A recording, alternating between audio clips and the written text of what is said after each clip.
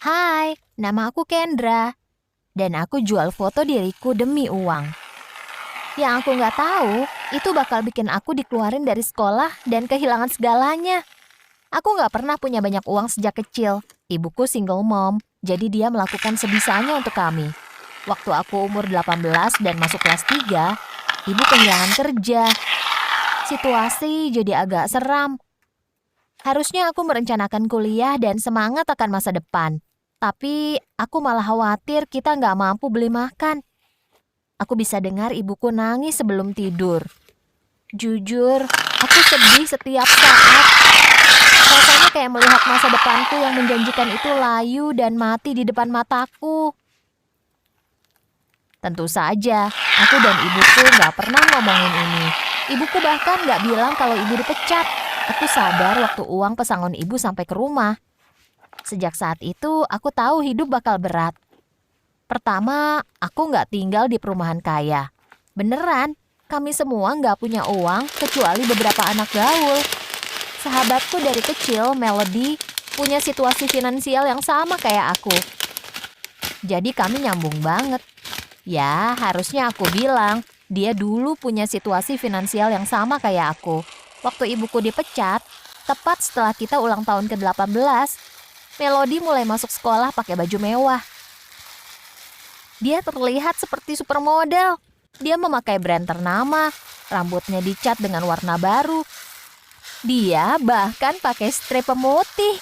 Itu adalah uang yang gak pernah kita punya sepanjang hidup kita. Aku gak tanya dia tentang itu, karena jujur aku asumsi dia dapat itu dengan cara yang gak baik. Dari dulu dia suka panjang tangan. Dan aku gak mau ikutan kalau dia mencuri. Walaupun susah, karena selagi dia terlihat kayak model, aku pakai baju bekas yang sobek ke sekolah. Aku suka beli baju bekas, tapi aku pakai baju yang banyak nodanya. Baju punya ibuku 20 tahun lalu. Karena kita bahkan gak mampu beli baju bekas. Suatu hari, Melody sadar kalau aku makin kurus. Waktu kami duduk untuk makan siang, dia ajak aku keluar sekolah dan duduk di restoran sama dia. Aku udah gak ke restoran bertahun-tahun. Waktu kami duduk, dia pegang tanganku dan bilang yang sejujurnya. Dia jual foto-foto kakinya demi uang. Harus aku akui, awalnya aku juga ketawa dan jijik. Maksudku, orang kaya apa yang mau lihat itu? Jadi kalian bisa bayangin betapa kagetnya aku waktu dia nunjukin berapa banyak uang yang dia dapat per minggu. Tiba-tiba, hal jijik dan lucu yang dia lakuin terlihat seperti pilihan buat aku. Itu seperti cara untuk keluar dari kemiskinan. Lagi pula, aku cuma perlu foto kaki aku aja kan? Aku pulang malam itu dan mengunci diri di kamar. Aku merasa nggak nyaman. Tapi aku upload foto kakiku. Cuma duduk di lantai, tiba-tiba aku dibanjiri banyak komen. Beberapa dari mereka minta aku gunting kuku kakiku, dan beberapa bilang mereka suka kakiku seperti itu. Aku merasa malu dan aneh. Lalu pendapatan pertamaku masuk. Seseorang meminta foto lagi. Hanya dengan itu, aku nggak miskin lagi. Besoknya, aku bisa makan kayak orang normal. Aku mulai foto dan upload lebih sering lagi. Orang-orang meminta hal-hal polos. Dan aku lega karena wajahku nggak pernah ada di dalam foto. Nggak lama kemudian, profil aku jadi terkenal. Ternyata kakiku memiliki hal yang tepat. Aku nggak bisa bilang ibuku apa yang aku lakukan. Jadi aku mulai sembunyiin uang di saku dan lacinya. Berharap ibu menemukan dan mikir kalau itu uang yang sempat hilang. Ternyata itu berhasil. Karena sesekali aku lihat ibu tersenyum.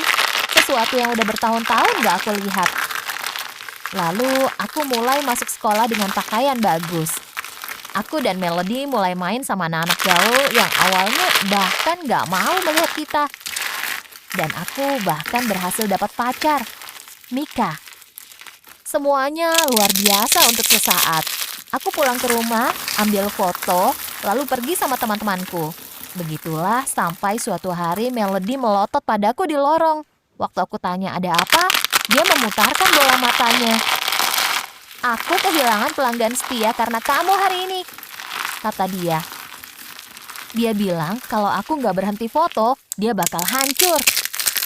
Aku sayang sama Melody, dan dia yang punya ide duluan.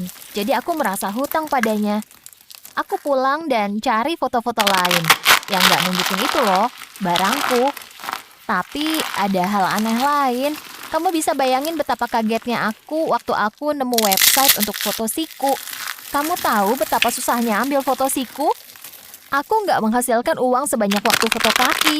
Lalu seseorang bilang ada cara supaya aku bisa. Aku harus kirim video diriku mencoba jilat selai kacang dari sikuku. Aku merasa malu, direndahkan. Tapi uang yang mereka tawarkan itu bakal memecahkan masalahku untuk sesaat. Jadi, aku melakukannya. Dan harus aku akui, aku terlihat bodoh. Lebih parahnya, aku ditipu. Aku kirim videonya dan uangnya nggak dikasih. Jadi itu semua sia-sia. Tiba-tiba aku miskin lagi. Jadi aku balik untuk foto kaki. Aku janji pada diriku supaya aku lebih tenang.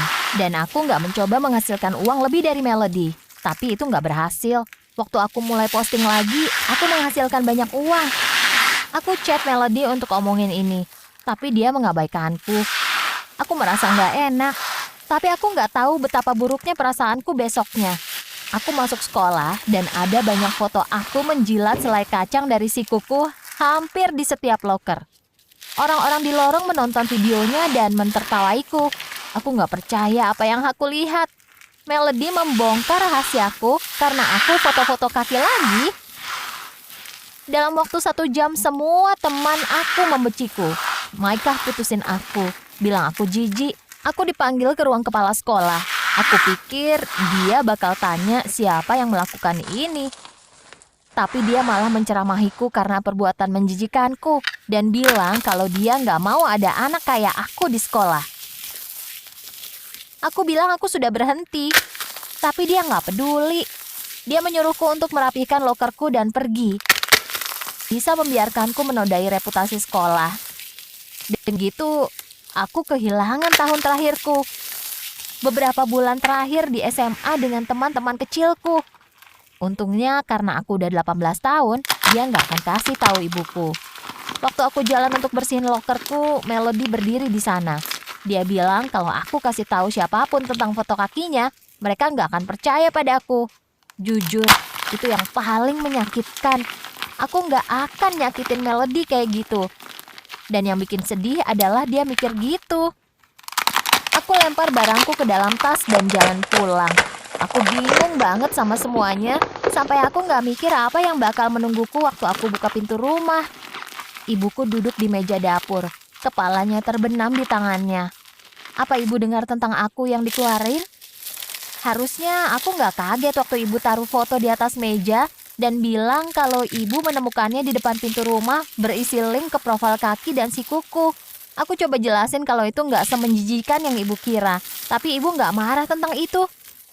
Kalau kamu khawatir masalah uang, harusnya kita omongin, kata ibu. Aku bilang kalau aku khawatir tentang uang sepanjang hidupku. Untuk pertama kalinya kami ngomongin tentang situasi finansial kami. Ibu minta maaf dan karena membuatku takut. Mendengar kata-kata itu bikin aku bersyukur dan sedih secara bersamaan. Aku bilang kalau aku tahu ibu berusaha semaksimal mungkin dan aku harap aku bisa bantu lebih. Kami ngobrol berjam-jam tentang finansial kami. Dan untuk pertama kalinya, aku merasa aku dan ibu mengerti satu sama lain. Ibu kecewa karena foto-fotonya. Hal itu berbahaya dan menghancurkan reputasiku. Tapi di saat yang sama, ibu bilang aku nggak berhak dapat perlakuan seperti itu dari Melody. Teman sejati seharusnya nggak menyakitimu kayak gitu. Sejak pembicaraan itu, aku dapat GED-ku. Hubunganku dengan ibuku benar-benar berubah. Dan jujur, aku bersyukur itu terjadi. Uang adalah topik yang berat untuk dibahas dengan keluarga. Tapi kadang itu bisa bikin semua orang dapat kenyamanan dan validasi yang mereka butuhkan.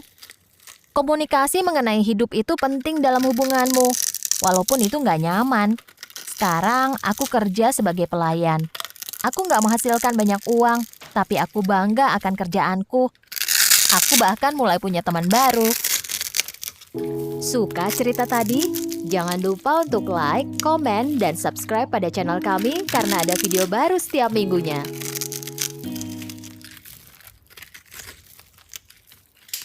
Apa kalian percaya jodoh?